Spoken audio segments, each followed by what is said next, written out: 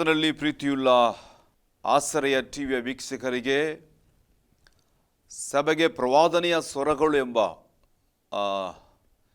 7ನೆಯ ಸಂಚಿಕೆಯಲ್ಲಿ ನಿಮ್ಮನ್ನು ಕಾಣಲಿಕ್ಕೆ ನನಗೆ ದೇವರು ಕೊಟ್ಟ ಕೃಪೆಗಾಗಿ ನಾನು ಸ್ತುತಿಸ್ತೇನೆ. ನನ್ನ ಪ್ರಿಯ ದೇವರ ಮಕ್ಕಳೇ, ಸಭೆ ಈ ಲೋಕದಲ್ಲಿ ಅತಿ ಉನ್ನತವಾದ್ದು, ಮೇಲಾದ್ದು, ಮಹಿಮೆಯಾದದ್ದು. ಅದರ ಕುರಿತಾಗಿ ನಾವು ಇವತ್ತು ಧ್ಯಾನಿಸ್ತಾ ಇದ್ದೇವೆ. ಇಲ್ಲಿವರೆಗೂ ನಾವು 6 ಸಂಚಿಕೆಗಳನ್ನು ನಾವು ಸಭೆಯ ಕುರಿತಾಗಿ ತಿಳಿದು ಇವತ್ತು 7ನೇ ಸಂಚಿಕೆಯನ್ನು ಬಂದಿದ್ದೇವೆ. ನಾವು ಕಳೆದ ಸಂಚಿಕೆಯಲ್ಲಿ ಸಭೆಯನ್ನು ಪರಿಪೂರ್ಣಗೊಳಿಸಲು ಪವಿತ್ರ ಆತ್ಮರು ಯಾವ ಸೇವೆಗಳನ್ನು ಬಿಡುಗಡೆ ಮಾಡಿರುವರು ಎಂಬುದಾಗಿ ನೋಡಿದೆವು. ಅದರ 2ನೆಯ ಭಾಗದಲ್ಲಿ ಈ ದಿನ ಪವಿತ್ರ ಆತ್ಮರು ಆ ಸೇವೆಯನ್ನು ಇತರರಿಗೆ ಯಾಕೆ ಕೊಡುತ್ತಾರೆ ಎಂಬ ವಿಚಾರವನ್ನು ನಾವು ಧ್ಯಾನಿಸೋಣ. ಸಭೆಯನ್ನು ಪರಿಪೂರ್ಣಗೊಳಿಸಲಿಕ್ಕಾಗಿ ಏನಕ್ಕಾಗಿ ಕೊಡ್ತಾ ಇದ್ದಾರೆ? ಸಭೆ ಪರಿಪೂರ್ಣಗೊಳ್ಳಬೇಕು. ಯೇಸು ಸ್ವಾಮಿಯ ಮಹಿಮೆಯ ಶರೀರವೆಂಬುದಾಗಿ ನಾವು ನೋಡಿದೆವು. ಹಾಗಾದರೆ ಆ ಮಹಿಮೆಯ ಶರೀರದೊಳಗೆ ಸೇರಲ್ಪಟ್ಟ ಅಂಗಗಳು ಮಹಿಮೆಯಾಗಿದೆಯಾ? ಇಲ್ಲ. ಅದು ಮಹಿಮೆ ಹೊಂದಲಿಕ್ಕಾಗಿ ಬಂದು ಸೇರಿದ ಒಂದು ಅಂಗವು. ಅದನ್ನು ಮಹಿಮೆಪಡಿಸಲಿಕ್ಕಾಗಿ ಈ 5 ರೀತಿಯಾದ ಸೇವೆಗಳು ಬಹು ಪ್ರಾಮುಖ್ಯವಾದಂಥ ಕಾರ್ಯಗಳು. ಅಪೊಸ್ತಲನ ಸೇವೆಯಾಗಿರಲಿ, ಪ್ರವಾದಿಯ ಸೇವೆಯಾಗಿರಲಿ, ಸುವಾರ್ತಿಕನ ಸೇವೆಯಾಗಿರಲಿ, ಸಭಾಪಾಲಕನ ಸೇವೆಯಾಗಿರಲಿ, ಅಲ್ಲಿ ಬೋಧಕನ ಸೇವೆಯಾಗಿರಲಿ, ಎಲ್ಲವೂ ಬಹು ಮುಖ್ಯವಾದದ್ದು ಸಭೆಯ ಬೆಳವಣಿಗೆಗೆ, ಸಭೆ ಪರಿಪೂರ್ಣಗೊಳ್ಳಲಿಕ್ಕೆ, ಸಭೆ ಮಹಿಮೆಯ ಜಯವನ್ನು ಕಾಣಲಿಕ್ಕೆ. ನನ್ನ ಪ್ರೀತಿಯ ದೇವರ ಮಕ್ಕಳೇ, ಇಂಥ ಸೇವೆಯ ಮಹಿಮಾ ಪದವಿಯಲ್ಲಿ ದೇವರು ಪ್ರತಿಯೊಬ್ಬರನ್ನು ಕುಳ್ಳಿರಿಸಿರುವಾಗ ಅದು ಎಂಥದ್ದು, ಎಷ್ಟು ಶ್ರೇಷ್ಠವಾದೆಂದು ತಿಳಿದು ಅದಕ್ಕೆ ಸಮರ್ಪಣೆ ಮಾಡಿ ನಮ್ಮನ್ನು ಬಿಟ್ಟು ಕೊಡುವಾಗ ಅದು ತನ್ನ ಕಾರ್ಯವನ್ನು ಹೊರಪಡಿಸ್ತದೆ. ನಾನೊಬ್ಬ ಸೇವಕ, ನಾನೊಬ್ಬ ಪ್ರವಾದಿ, ನಾನೊಬ್ಬ ಸುವಾರ್ತಿಕ, ನನ್ನ ಬೋಧಕ, ನಾನೊಬ್ಬ ಅಪೊಸ್ತಲ ಎಂದು ಹೇಳಿಕೊಳ್ಳುವುದರಲ್ಲಿ ಆ ಸೇವೆ ಪ್ರಕಟ ಆಗಲ್ಲ. ಆ ಸೇವೆಗೆ ತನ್ನನ್ನು ಸಮರ್ಪಣೆ ಮಾಡಿಕೊಳ್ಳುವಾಗಲೇ ಆ ಸೇವೆಯ ಒಳಗಿರುವಂಥ ಆ ಆತ್ಮನ ಶಕ್ತಿ ನಮ್ಮಿಂದ ಪ್ರಕಟವಾಗುವುದು. ನನ್ನ ಪ್ರಿಯ ದೇವರ ಮಕ್ಕಳೇ, ಗಮನಿಸಿರಿ, ಒಬ್ಬ ವ್ಯಕ್ತಿ ಸುವಾರ್ತೆಯನ್ನು ಕೇಳಿದ ಮೇಲೆ ನಂತರವಾಗಿ ಅವನು ಸಭೆಗೆ ಹೋಗುವಾಗ ಅವನು ಆ ಸಭಾಪಾಲಕರ ಮೂಲಕ ಏನಾಗ್ತಾನೆ? ಅವನು ಪರಿಶೋಧಿತನಾಗ್ತಾನೆ. ನಾವು ಅದನ್ನೇ ಒಂದು ಉದಾಹರಣೆಯಾಗಿ ಮಾರ್ಕನ ಸುವಾರ್ತೆಯ 1ನೇ ಅಧ್ಯಾಯ ಅದರ 40-44 ವಚನಗಳನ್ನು ನಾವು ನೋಡಿದೆವು. ಯೇಸುಸ್ವಾಮಿ ಅವನಿಗೆ ಬಿಡುಗಡೆ, ರಕ್ಷಣೆ ಕೊಟ್ಟರು. ನಂತರವಾಗಿ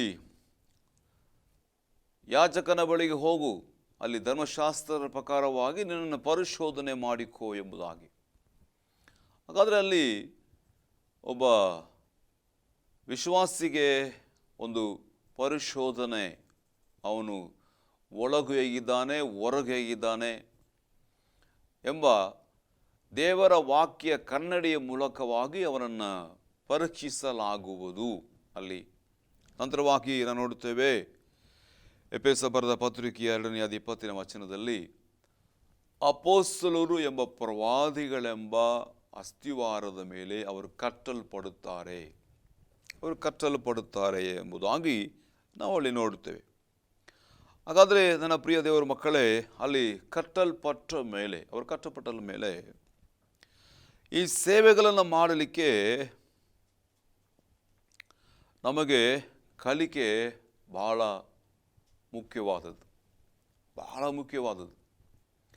ಒಂದು ಅಪೊಸ್ತಲ ಸೇವೆಯಾಗಲಿ, ಸುವಾರ್ತಿಕನ ಸೇವೆಯಾಗಲಿ, ಪ್ರವಾದನೆ ಸೇವೆಯಾಗಲಿ, ಬೋಧಕನ ಸೇವೆಯಾಗಲಿ, ಸಭಾಪಾಲಕನ ಸೇವೆಯಾಗಲಿ, ಇದನ್ನು ಮಾಡಲಿಕ್ಕೆ ನಮಗೆ ಸತ್ಯವಾಕ್ಯದ ಪರಿಪೂರ್ಣ ಜ್ಞಾನ ತಿಳುವಳಿಕೆ ನಮಗೆ ಬೇಕು. ಇದನ್ನು ಮಾಡಲಿಕ್ಕೆ ನಮಗೆ ಕಲಿಸಿಕೊಡುವವರು ಯಾರು? ಬೋಧಕರು. ಬೈಬಲ್ ಕಾಲೇಜಲ್ಲಿ ಟೀಚ್ ಮಾಡುವ ಪ್ರತಿಯೊಬ್ಬ ಬೋಧಕರುಗಳು ನಮಗೆ ಅದರ ಕುರಿತಾದಂಥ ದೈವತ್ವದ ಕುರಿತಾಗಲಿ, ಇವತ್ತು ಕ್ರೈಸ್ತತ್ವದ ಕುರಿತಾಗಲಿ, ದೇವರ ವಾಕ್ಯದ ಕುರಿತಾಗಲಿ, ಇನ್ನು ಅನೇಕ ವಿಚಾರಗಳು ಸತ್ಯ ವಾಕ್ಯದ ಪಾಠಶಾಲೆಯಲ್ಲಿ ಕಲಿಸಿಕೊಡುವುದು ಉಂಟು. ಅವೆಲ್ಲವುಗಳನ್ನು ನಾವು ಕಲಿಯುವುದು ನಮಗೆ ಬಹಳ ಮುಖ್ಯವಾದವುಗಳು. ನಾವು ಏನು ಕಲಿತೇವೋ ಅದನ್ನೇ ಕಲಿಸಲಿಕ್ಕೆ ಸಾಧ್ಯ. ನಾವು ಕಲಿಯದೆ ಮತ್ತೊಬ್ಬರಿಗೆ ಕಲಿಸಲಿಕ್ಕೆ ನಾವು ಸಾಧ್ಯವಿಲ್ಲ. ಒಂದು ಗಾದೆ ಉಂಟು ತಮಿಳಲ್ಲಿ, ಪಾತ್ರೆಯಲ್ಲಿ ಅನ್ನ ಇದ್ರೇ ಚೌಟಲ್ಲಿ ಅನ್ನ ಬರುವುದೆಂಬುದಾಗಿ. ನಮ್ಮ ಒಳಗೆ ಎಷ್ಟು ದೇವರ ವಾಕ್ಯಗಳು, ಸತ್ಯಗಳು ತುಂಬಲ್ಪಟ್ಟಿದೆಯೋ ಅಷ್ಟರ ಮಟ್ಟಿಗೆಯೇ ನಾವು ಮತ್ತೊಬ್ಬರಿಗೆ ಹಂಚಿಕೊಡಲಿಕ್ಕೆ ಸಾಧ್ಯ. ನಮ್ಮೊಳಗೆ ಎಷ್ಟರ ಮಟ್ಟಿಗೆ ಇದೆಯೋ ಅಷ್ಟರ ಮಟ್ಟಿಗೆ ಕೊಡಲಿಕ್ಕೆ ಸಾಧ್ಯ. ಏನು ಇಲ್ಲವೋ ಏನು ಕೊಡಲಿಕ್ಕೆ ಆಗಲ್ಲ. ಅದಕ್ಕಾಗಿ ನಾನು ಅಪೊಸ್ತಲ, ಪ್ರವಾದಿ, ಸುವಾರ್ತಿಕ, ಬೋಧಕ, ಸಭಾಪಾಲಕ ಎಂಬುದಾಗಿ ಹೇಳಿಕೊಂಡು ಏನು ಕಲಿಯದೆ, ಯಾವ ಕಲಿಕೆ ಇಲ್ಲದೆ ನಾನು ಅಭಿಷೇಕ ಹೊಂದಿದ್ದೇನೆ, ಪರಿಶುದ್ಧಾತ್ಮನಲ್ಲಿ ಇದ್ದಾರೆ, ಪರಿಶುದ್ಧಾತ್ಮನ ನಡೆಸ್ತಾರೆ ಎಂಬುದಾದ ವಿಚಾರಗಳನ್ನು ಮುಂದಿಟ್ಟು ಅವತ್ತು ಅನೇಕರು ಮೋಸ ಹೋಗುತ್ತಾ ಇದ್ದಾರೆ. ಸಭೆಗಳನ್ನು ದಾರಿ ತಪ್ಪಿಸ್ತಾ ಇದ್ದಾರೆ, ವಿಶ್ವಾಸಿಗಳನ್ನು ದಾರಿ ತಪ್ಪಿಸ್ತಾ ಇದ್ದಾರೆ. ನಾನಾ ರೀತಿಗಳಲ್ಲಿ ಇವತ್ತು ಸಭೆ ಲೋಕದಲ್ಲಿ ಸಾಕ್ಷಿ ಹಾಳಾಗುತ್ತಿರುವುದು ಇಂತಹ ಚಿಕ್ಕ ಪುಟ್ಟ ದೊಡ್ಡ ಮಟ್ಟದ ಮಿಸ್ಟೇಕ್ಸ್ಗಳೇ. ಇವೆಲ್ಲ ಮಿಸ್ಟೇಕ್ಸ್ಗಳೇ. ವ್ಯಕ್ತಿ ಒಂದು ವಿಚಾರವನ್ನು ಕಲಿಯುವಾಗಲೇ ಅದನ್ನು ಉತ್ತಮ ರೀತಿಯಲ್ಲಿ ಅವನು ಮತ್ತೊಬ್ಬರಿಗೆ ಕಲಿಸಲಿಕ್ಕೆ ಸಾಧ್ಯ. ಇಲ್ಲದೆ ಹೋದರೆ ಸಾಧ್ಯವಿಲ್ಲ, ಸಾಧ್ಯ ಆಗುವುದೂ ಇಲ್ಲ. ಸತ್ಯವಾಕ್ಯಕ್ಕೆ ನಾವು ಹೆಚ್ಚು ಪ್ರಾಮುಖ್ಯತೆ ಕೊಡಬೇಕು, ಕಲಿಕೆಗೆ ಹೆಚ್ಚು ಪ್ರಾಮುಖ್ಯತೆ ಕೊಡಬೇಕು. ನಾವು ಕಲಿತಾ ಇರಬೇಕು, ಮತ್ತೊಬ್ಬರಿಗೆ ಕಲಿಸ್ತಾ ಇರಬೇಕು. ಒಬ್ಬ ಸೇವಕನು ಅವನು ಎಲ್ಲಿವರೆಗೆ ಕಲಿಬೇಕಪ್ಪ? ಮಣ್ಣಿಗೆ ಹೋಗುವವರೆಗೂ ಅವನು ಕಲಿತಲೇ ಇರಬೇಕು. ಹೊಸದಾದಂಥ ವಿಚಾರಗಳನ್ನು ಕಲಿತಲೇ ಇರಬೇಕು. ಅಂದ ಮಾತ್ರಕ್ಕೆ ಲೋಕದಲ್ಲಿರುವಂಥ ನವೀನಕರವಾದ ಉಪದೇಶಗಳನ್ನು ಅವನು ಪಡ್ಕೊಳ್ಳುವುದಲ್ಲ. ದೇವರ ಸಮ್ಮುಖದಲ್ಲಿ ನಾವು ಕುಳಿತು ಪ್ರಾರ್ಥನೆ ಪೂರ್ವಕವಾಗಿ ವಿಶ್ವಾಸಿಗಳು ಬರಲಿದ್ದಾರೆ. ಅದಕ್ಕಾಗಿಯೇ ಪರಿಶುದ್ಧಾತ್ಮರು ಈ ಸೇವೆಗಳನ್ನು ಆಯಾ ವ್ಯಕ್ತಿಗಳಿಗೆ ಆರಿಸಿ ಅವರಿಗೆ ಕೊಡುವಂಥದ್ದು. ಏನಕ್ಕಾಗಿ? ಆ ಸಭೆ ಪರಿಪೂರ್ಣಗೊಳ್ಳಲಿಕ್ಕಾಗಿ. ಮತ್ತು ಆ ವಾಕ್ಯನ ಓದಲಿಕ್ಕೆ ಬಯಸ್ತೇನೆ. ಎಫೆಸ ಬರೆದ ಪತ್ರಿಕೆಯ 4ನೇ ಅಧ್ಯಾಯದ 11ರಿಂದ 13 ವಚನದವರೆಗೂ. ಆತನು ಕೆಲವರನ್ನು ಅಪೊಸ್ತಲರನ್ನಾಗಿಯೂ, ಕೆಲವರನ್ನು ಪ್ರವಾದಿಗಳನ್ನಾಗಿಯೂ, ಕೆಲವರನ್ನು ಸವಾರ್ತಿಕರನ್ನಾಗಿಯೂ, ಕೆಲವು ಸಭಾಪಾಲಕರನ್ನಾಗಿಯೂ, ಕೆಲವು ಉಪದೇಶಕರನ್ನಾಗಿ ಅನುಗ್ರಹಿಸಿದನು. ನಾವೆಲ್ಲರೂ ನಂಬಿಕೆಯಿಂದಲೂ ದೇವಕುಮಾರನ ವಿಷಯವಾದ ಜ್ಞಾನದಿಂದಲೂ ಉಂಟಾಗುವ ಐಕ್ಯವನ್ನು ಹೊಂದಿ ಪ್ರವೀಣತೆಗೆ ಬಂದವರಾಗಿ ಕ್ರಿಸ್ತನ ಪರಿಪೂರ್ಣತೆ ಎಂಬ ಪ್ರಮಾಣವನ್ನು ಮುಟ್ಟುವ ತನಕ ದೇವಜನರ ಯೋಗ್ಯ ಸ್ಥಿತಿಗೆ ತರುವ ಕೆಲಸಕ್ಕೋಸ್ಕರವೂ ಸಭೆಯ ಸೇವೆಗೋಸ್ಕರವೂ ಕ್ರಿಸ್ತನು ದೇಹವು ಅಭಿವೃದ್ಧಿ ಆಗುವುದಕ್ಕೋಸ್ಕರವೂ ಆತನು ಇವರನ್ನು ಅನುಗ್ರಹಿಸಿದನು ಎಂಬುದಾಗಿ ನೋಡುತ್ತೇವೆ. ಹಾಗಾದರೆ ಈ ಪರಿಶುದ್ಧ ಆತ್ಮನಿಂದ ವಿಭಾಗಿಸಲ್ಪಟ್ಟಂತಹ ಈ 5 ಸೇವೆಗಳು ಏನಕ್ಕಾಗಿ? ಕ್ರಿಸ್ತನ ದೇಹ ಅಭಿವೃದ್ಧಿ ಆಗಬೇಕು. ಅದು ಎಲ್ಲದರಲ್ಲಿ ಪ್ರವೀಣತೆಗೆ ಬಂದವದಾಗಿ ಕಾಣಬೇಕು.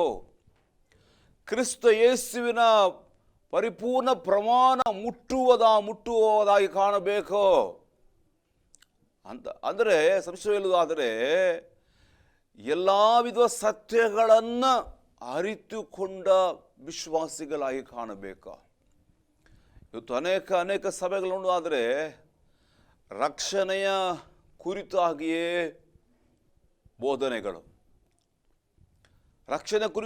ಬೋಧನೆಗಳು, ದೇವರ ಪ್ರೀತಿ, ದೇವರ ಆಶೀರ್ವಾದ, ದೇವರ ಕೃಪೆ, ಇವುಗಳೇ ಇಂಥ ಬೋಧನೆಗಳೇ ಹಾಕಲ್ಪಡ್ತಾ ಇದೆಯೇ ಹೊರತು ಅದಕ್ಕೆ ಮೇಲಾದಂತಹ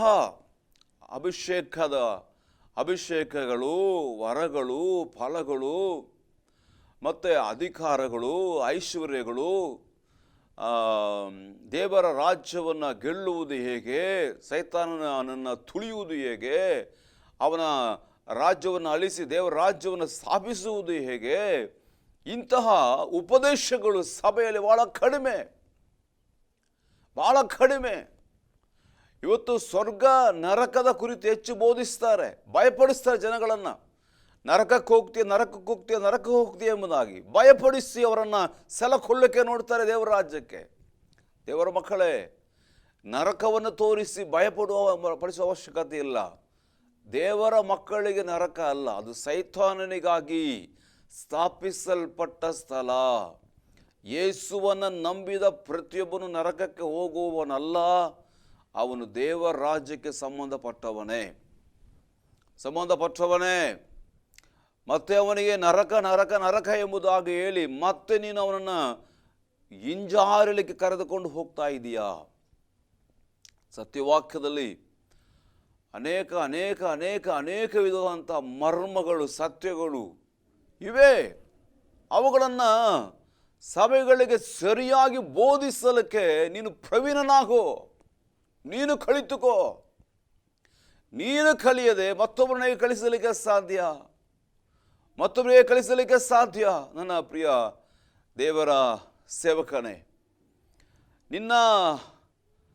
ನೀನು ಕಲಿಯದೇ ಹೋದರೆ ಹೇಗೆ ಕಲಿಸಲಿಕ್ಕೆ ಸಾಧ್ಯ? ವಿಶ್ವಾಸಿಗಳೇ, ನಿನ್ನ ಸೇವಕರು ಕಲಿಕೆ ಇಲ್ಲದೆ ಹೋದರೆ ನಿಮಗೇನನ್ನು ಕಲಿಸಲಿಕ್ಕೆ ಸಾಧ್ಯ? ನಿಮ್ಮನ್ನು ನೀವೇ ಪರಿಶೋಧನೆ ಮಾಡಿಕೊಳ್ಳಿರಿ. ಹಾಗಾದರೆ ಕ್ರಿಸ್ತನ ದೇಹ ಏನಾಗಬೇಕು? ಅಭಿವೃದ್ಧಿ ಆಗುತ್ತಾ ಇರಬೇಕು. ದಿನ ಅಭಿವೃದ್ಧಿ ಆಗುತ್ತಾ ಇರಬೇಕು.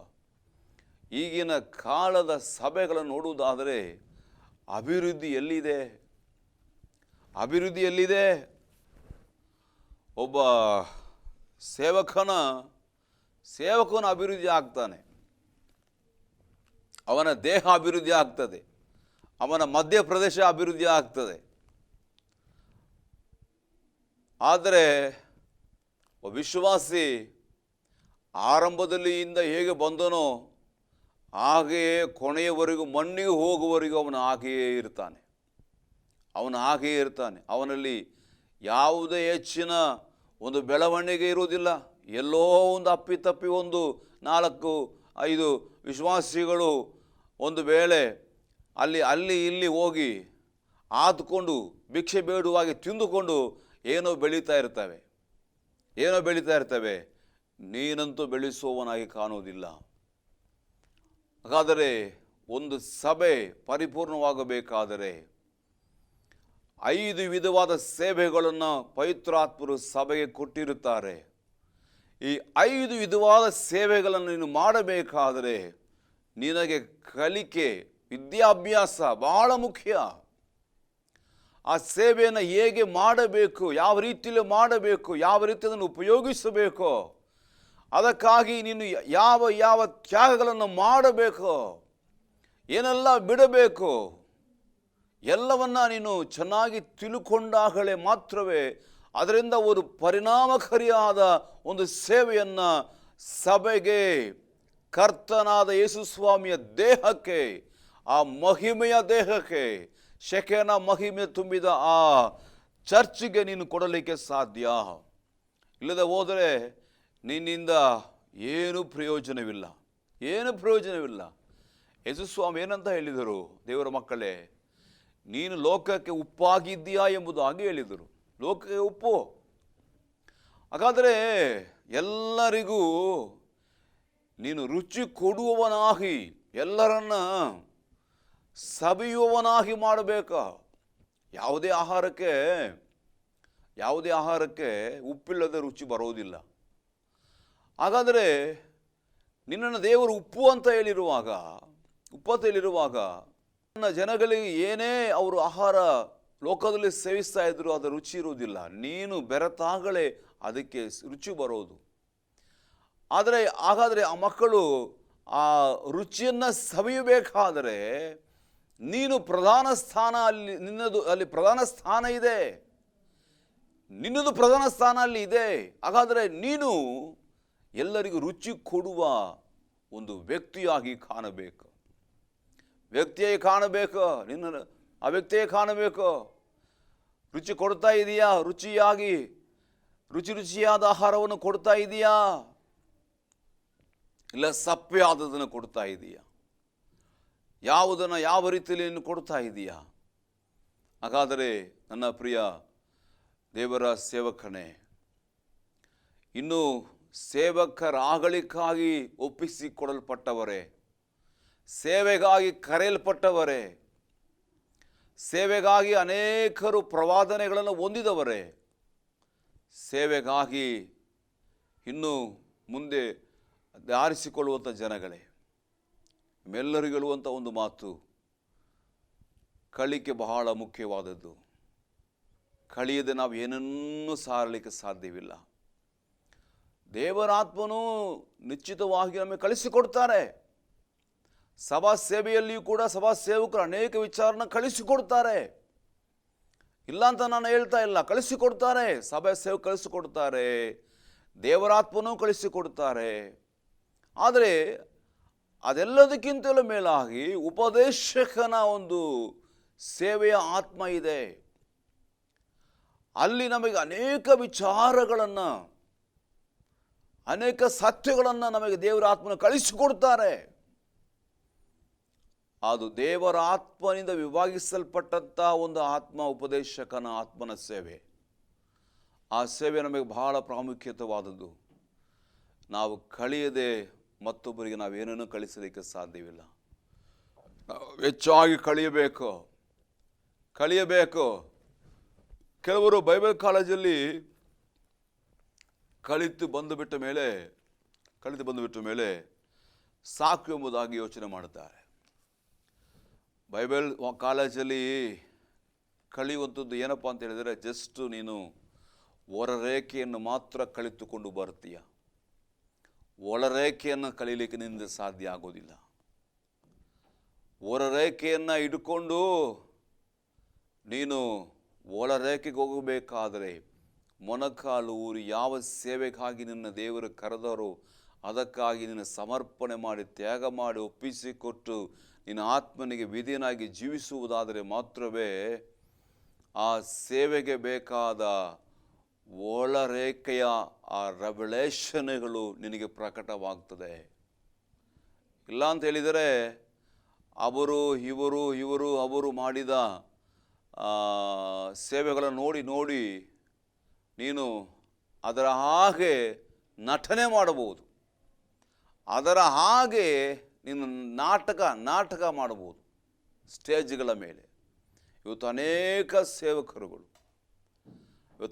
ಸೇವಕರುಗಳು ಸ್ಟೇಜ್ ಮೇಲೆ ಯಾರೋ ಒಬ್ಬರ ಶೈಲಿಯನ್ನು ತಕ್ಕೊಂಡು ಬಂದು ಇಲ್ಲಿ ಕೂತ್ಕೊಳ್ತಾರೆ.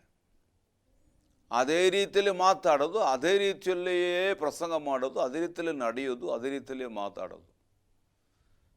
ಹಾಗಾದರೆ ನಿನ್ನ ಸ್ಟೈಲ್ ಏನು?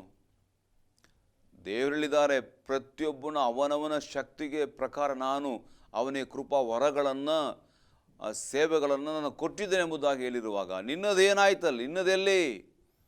ಇನ್ನೊಬ್ಬರದ್ದು ಯಾಕೆ ಹೊತ್ಕೊಂಡ್ಬಂದಿದೆ ನೀನು? ಕಳ್ಳ ನೀನು. ನಿನ್ನದು ನೀನು ಹಿಡ್ಕೊಂಡು ಸೇವೆ ಮಾಡು. ಮತ್ತೊಬ್ಬರದಲ್ಲ ನಿನಗೆ ಬೇಕಾಗಿರುವುದು. ಹಾಗಾದರೆ ನನ್ನ ಪ್ರಿಯ ದೇವರ ಮಕ್ಕಳೇ, ನನ್ನ ಪ್ರಿಯ ಸೇವಕರುಗಳೇ, ಪರಿಶುದ್ಧಾತ್ಮರು ಈ 5 ವಿಧವಾದ ಸೇವೆಗಳನ್ನು ಆಗಿರಬಹುದು, ಪರಿಶುದ್ಧಾತ್ಮನ ವರಗಳಾಗಿರಬಹುದು, ಪರಿಶುದ್ಧಾತ್ಮನ ಫಲಗಳಾಗಿರಬಹುದು, ಏನಕ್ಕಾಗಿ ಸಭೆಯೊಳಗೆ ವಿಭಾಗಿಸಿ ಪ್ರತಿಯೊಬ್ಬರಿಗೆ ಅದನ್ನು ಕೊಡ್ತಾ ಇದ್ದಾರೆ ಅಂತ ಹೇಳಿದರೆ, ಸಭೆ ಅಭಿವೃದ್ಧಿ ಆಗಬೇಕು. ಎಲ್ಲ ರೀತಿಗಳಲ್ಲಿ ಅದು ಸುಕ್ಷೇಮವಾಗಿರಬೇಕು. ಅದರೊಳಗಿರುವಂಥ ಪ್ರತಿಯೊಂದು ವಿಶ್ವಾಸಿಗಳು ಪ್ರವೀಣರಾಗಿರಬೇಕು.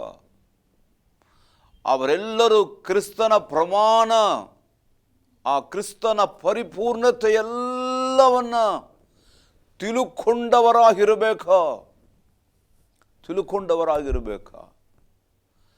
ಯಾವುದೋ ಒಂದು ಅಂಚನ್ನು ಹಿಡ್ಕೊಂಡು ಇದು ಸಾಕು ಇಷ್ಟೇ ಕಳೆದ್ರೆ ಸಾಕು ಎಂಬುದಾಗಿ ನಿಲ್ಲಬಾರದು. ಅವರನ್ನು ಪರಿಪಕ್ವಗೊಳಿಸುವಂತಹ ಕೆಲಸ ಸಭಾ ಸೇವಕನದು. ಈ 5 ವಿಧವಾದಂಥ ಸೇವೆಯ ಹೊಂದಿದ ಸೇವಕರುಗಳು. ಹಲ್ಲೆಲೂಯಾ. ಹಾಗಾದರೆ ದೇವರ ಯೋಚನೆಗೆ, ದೇವರ ಚಿತ್ತಕ್ಕೆ ನಿಮ್ಮನ್ನು ಸಮರ್ಪಿಸಿ ಕೊಟ್ಟವರಾಗಿ ಪರಿಶುದ್ಧಾತ್ಮನ ಆಳ್ವಿಕೆಯೊಳಗೆ ಬಂದು ನಿಂತು ಅವರ ನಡೆಸುವಿಕೆ ಮೇರೆಗೆ ದೇವರ ಸಭೆ ನಡೆಸಿರಿ. ಇದು ನಿಮ್ಮ ಸಭೆಯಲ್ಲ, ಇದು ನಿಮ್ಮ ಇಷ್ಟ ಬಂದಾಗೆ ಆಡಿ ನಿಮ್ಮ ಇಷ್ಟ ಬಂದಾಗೆ ನಡೆಸಲಿಕ್ಕೆ ಇದು ಪರಲೋಕ ದೇವರ ಸಭೆ. ಕರ್ತನಾದ ಯೇಸು ಕ್ರಿಸ್ತನ ಮಹಿಮೆಯ ಶರೀರವದು. ಅದರೊಳಗೆ ಕಾರ್ಯ ಮಾಡುತ್ತಾ ಇರುವವರು ಪರಿಶುದ್ಧ ಆತ್ಮರು. ಪರಿಶುದ್ಧಾತ್ಮರು ಅನೇಕ ಸೇವೆಗಳನ್ನು ಬಿಡುಗಡೆ ಮಾಡಿದ್ದಾರೆ ಸಭೆಯೊಳಗೆ. ಅದೆಲ್ಲ ಸೇವೆಗಳೆಲ್ಲವನ್ನು ಸಭೆ ಸ್ವೀಕಾರ ಮಾಡಿಕೊಳ್ಳಬೇಕು, ಸೇವೆಯನ್ನು ಸ್ವೀಕಾರ ಮಾಡಿಕೊಳ್ಳಬೇಕು. ಅಂಥ ಸೇವೆಗಳನ್ನು ಮಾಡುವವರನ್ನು ಮಾಡುತ್ತಿರುವಂತಹ ಆ ಸೇವೆಗಳನ್ನೂ ನಾವು ಸ್ವೀಕಾರ ಮಾಡಿಕೊಳ್ಳಬೇಕು. ನನ್ನ ಪ್ರಿಯ ದೇವರ ಮಕ್ಕಳೇ, ಈ ಸಭೆಗೆ ಪ್ರವಾದನೆಯ ಸ್ವರಗಳೆಂಬ ಈ ವಿಚಾರವನ್ನು ನಿಮ್ಮ ಒಟ್ಟಿಗೆ ಮಾತಾಡ್ತಾ ಇದ್ದಾನೆ. ಇದು ಸಭೆಗೆ ಒಂದು ಪ್ರವಾದನೆಯ ಸ್ವರವೇ. ಖಂಡಿತವಾಗಿ ದೇವರ ಸೇವಕನ ದೇವರ ಮಕ್ಕಳೇ, ದೇವರಾತ್ಮನು ಸಭೆಗಳಿಗೆ ಹೇಳುವುದನ್ನು ಕಿವಿಯುಳ್ಳವರೇ ಕೇಳುವುದಾದರೆ ಖಂಡಿತವಾಗಿ ನಿಮ್ಮ ಸಭೆ ಕರ್ತನ ಬರೋಣದಲ್ಲಿ ಮಹಿಮೆಯಾದ ಸಭೆಯಾಗಿ ನಿಲ್ಲಲಿಕ್ಕೆ ಸಾಧ್ಯ, ಜಯದ ಸಭೆಯಾಗಿ ನಿಲ್ಲಲಿಕ್ಕೆ ಸಾಧ್ಯ, ಮಹಿಮೆಯ ಸಭೆಯಾಗಿ ನಿಲ್ಲಲಿಕ್ಕೆ ಸಾಧ್ಯ. ಮತ್ತು ಮುಂಜಿನ ಸಂಚಿಕೆಯಲ್ಲಿಯೂ ಕೂಡ ಸಭೆಯ ಕುರಿತಾಗಿ ನಾನು ಮಾತಾಡಲಿಕ್ಕೆ ಬಯಸ್ತೇನೆ. ನೀವೆಲ್ಲರೂ ಪ್ರಾರ್ಥನಾಪೂರ್ವಕವಾಗಿ ಕಾರ್ಯಕ್ರಮ ವೀಕ್ಷಿಸಿರಿ ಮತ್ತು ಈ ಆಸರೆಯ ಟಿವಿಗೆ ಹೆಚ್ಚಾಗಿ ಪ್ರಾರ್ಥಿಸಿರಿ. ಇಲ್ಲಿ ಇನ್ನೂ ಅನೇಕ ಸೇವಕರುಗಳು ಅನೇಕ ಸತ್ಯಗಳನ್ನು ಹೊತ್ತು ತಂದು ನಿಮ್ಮನ್ನು ಬಲಪಡಿಸಲಿಕ್ಕೆ ಅವರನ್ನು ಉತ್ಸಾಹಪಡಿಸಿರಿ. ನಾನು ಪ್ರಾರ್ಥನೆ ಮಾಡಿಕೊಳ್ಳೋಣವ. ಪರಲೋಕದ ಅಪ್ಪ, ನನ್ನ ಪ್ರೀತಿಯ ದೇವರೇ, ನಿನ್ನ ಮಹಾ ಕರುಣೆ ಪ್ರೀತಿ ದಯೆ ನಮ್ಮ ಮೇಲೆ ಅಪಾರವಾಗಿದ್ದು ನಮ್ಮನ್ನು ನಡೆಸುತ್ತಿರುವ ಕೃಪೆಗಾಗಿ ನಾನು ಕೊಂಡಾಡುತ್ತೇನೆ. ಈ ಸಭೆಗೆ ಪ್ರವಾದನೆಯ ಸ್ವರಗಳೆಂಬ ಪಾಠದಿಂದ ಸ್ವಾಮಿ ನಾವು ಸಭೆಯ ಕುರಿತು ಇಲ್ಲಿವರೆಗೂ ಧ್ಯಾನಿಸಿಕೊಂಡು ಬರುತ್ತಾ ಇದ್ದೇವೆ. ದೇವರೇ, ಇನ್ನೂ ಸಭೆಯ ಕುರಿತು ಇನ್ನೂ ಅನೇಕ ವಿಚಾರ ತಿಳಿದುಕೊಳ್ಳಲಿಕ್ಕೆ ನಮಗೆ ಕೃಪೆ ಕೊಡು. ತಿಳಿದುಕೊಳ್ಳುವುದು ಮಾತ್ರವಲ್ಲ, ಅದಕ್ಕೆ ಅಳವಡಿಸಿಕೊಂಡು ಜೀವಿಸಲಿಕ್ಕೂ ನಮಗೆ ಕೃಪೆ ಮಾಡು. ಅದಕ್ಕಾಗಿ ನಿಮಗೆ ಕೋಟಿ ಸ್ತೋತ್ರ ಮಾಡುತ್ತೇನೆ. ಎಲ್ಲ ಘನಮಾನ ಮಹಿಮೆ ನಿಮಗೆ ಸಲ್ಲತಕ್ಕದಾಗಲಿ. ಯೇಸುವಿನ ನಾಮದಲ್ಲಿ ತಂದೆಯೇ, ಆಮೇನ್, ಆಮೇನ್, ಆಮೇನ್.